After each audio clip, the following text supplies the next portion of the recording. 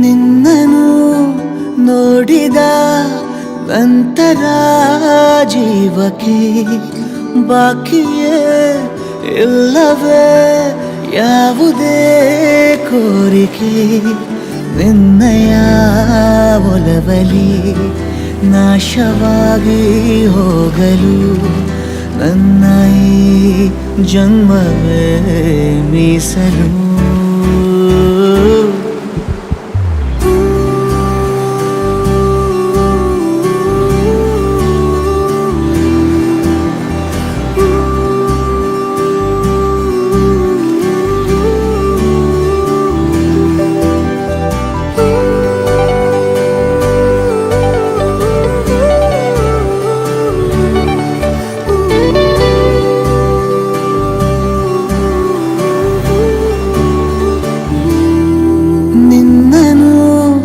ನೋಡಿದ ನಂತರ ಜೀವಕ್ಕೆ ಬಾಕಿಯೇ ಇಲ್ಲವೇ ಯಾವುದೇ ಕೋರಿಕೆ.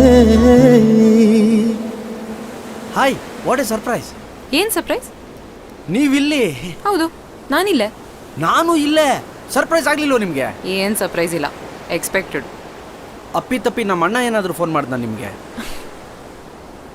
ನಮ್ಮ ನರ್ಸರಿಗೆ ಹೋಗಿದ್ದು, ನಮ್ಮ ಅಪ್ಪ ಹತ್ರ ಇನ್ಫಾರ್ಮೇಷನ್ ತೊಗೊಂಡಿದ್ದು, ಅದಾದ್ಮೇಲೆ ನಮ್ಮಪ್ಪ ಕೋಪ ಮಾಡಿಕೊಂಡು ನಿಮ್ಮ ಫೋನೆಲ್ಲ ಎಸ್ದಿತ್ತು, ಅಷ್ಟು ಗೊತ್ತು ನನಗೆ. ನಮ್ಮ ಮನೆ ಹತ್ರ ಯಾವ ರೋಮಿಯೋ ಆಟಾಡಿದ್ರು, ನಾನು ರೋಮಿಂಗಲ್ಲಿದ್ರು ಗೊತ್ತಾಗತ್ತೆ. CCTV ಟೆಕ್ನಿಕಲಿ ಸಿಗಾಕೊಂಡ್ಬಿಟ್ಟೆ ನಾನು ಅಲ್ವಾ? ಆದರೂ ನನ್ನ ಎಫರ್ಟ್ನ ನೀವು ಅಪ್ರಿಷಿಯೇಟ್ ಮಾಡ್ಬೇಕು ತಾನೆ. ಸರಿ, ಬಂದಿದ್ ವಿಷಯ. He made for each other ಅಂತ ಹೇಳ್ತಾರಲ್ಲ, ನಾವಾ? ಮೇಡ್ ಫಾರ್ ಈಚ್ ಅದರ್ ನೀವು ಮತ್ತೆ ಸಮುದ್ರ. ಓಹೋ, ಹಾಂ, ಮೇಡ್ ಫಾರ್ ಈಚ್ ಅದರ್. ನೀವು ಒಳ್ಳೆ ಸ್ವಿಮ್ಮರ್ ಅಂತ ಗೊತ್ತಿತ್ತು, ಈಗ ಸರ್ಫರ್ ಅಂತ ಗೊತ್ತಾಯ್ತು. ಇನ್ಮೇಲೆ ವೀಕೆಂಡ್ಗೆ ಮಂಗಳೂರಿಗೆ ನೀವು ಸರ್ಫಿಂಗು, ನಾವು ಹಾಗೆ ವೀಕೆಂಡ್ಗೆ ಮಂಗಳೂರಲ್ಲಿ ಫಿಶ್ ತಿನ್ನೋಕ್ಕೆ ಬಾಂಗ್ಡೆ, ಪಾಂಫ್ರೆ, ಗೀ ರೋಸ್ಟ್.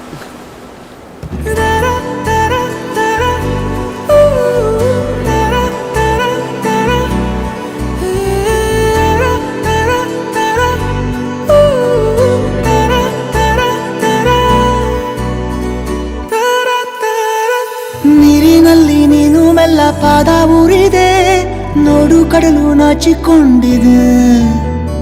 ಚಂದ್ರ ಬಂದರೂನು ನಿನ್ನ ಅಂದ ನೋಡುತ್ತಾ ನಿಂತು ಬಿಟ್ಟ ಸೂರ್ಯ ಮುಳುಗದೆ. ನಿನ್ನ ಅಂಗಲಿನ ಕೆಂಪು ಸಾಲ ಕೊಡೆ, ಚೂರು ಮುಸ್ಸಂಜೆಗೆ ಬಣ್ಣ ಹಚ್ಚೋದಿದೆ.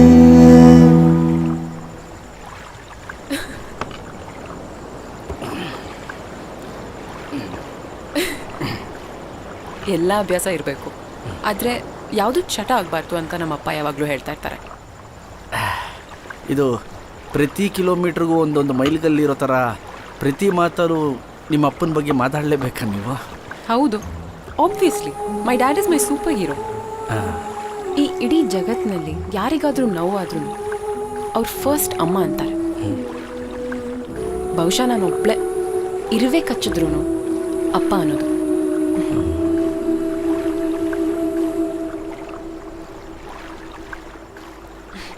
ಯಾಕ್ರಿ ಹಂಗೆ ನೋಡ್ತಾ ಇದ್ದೀರಾ? ನನ್ನ ಮನಸ್ಸಿಗೆ ನೀವು ತುಂಬ ಇಷ್ಟ ಆಗಿದ್ದೀರ. ಮದುವೆ ಮಾಡ್ಕೊಳ್ಳೋಣ.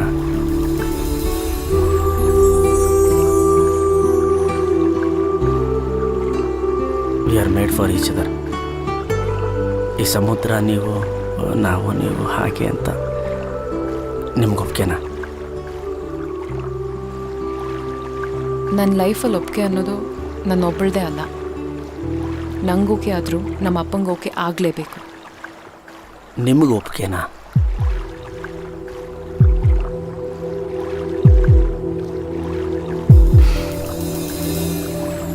ಎಸ್.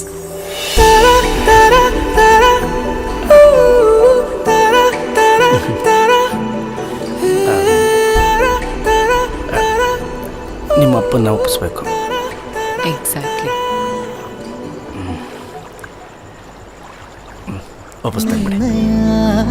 ಒಲವಲಿ ನಾಶವಾಗಿ ಹೋಗಲು ನನ್ನ ಈ ಜನ್ಮವೇ ಮೀಸಲು.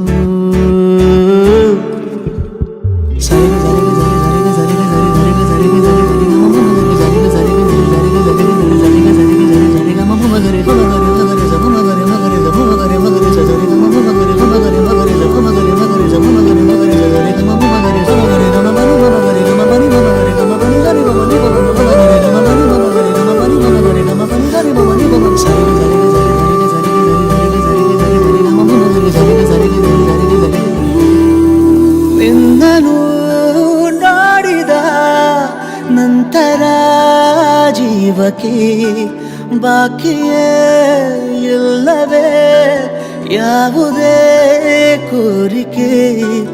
ನಿನ್ನಯ ಒಲವಲಿ ನಾಶವಾಗಿ ಹೋಗಲು ನನ್ನ ಈ ಜನ್ಮವೇ ಮೀಸಲು.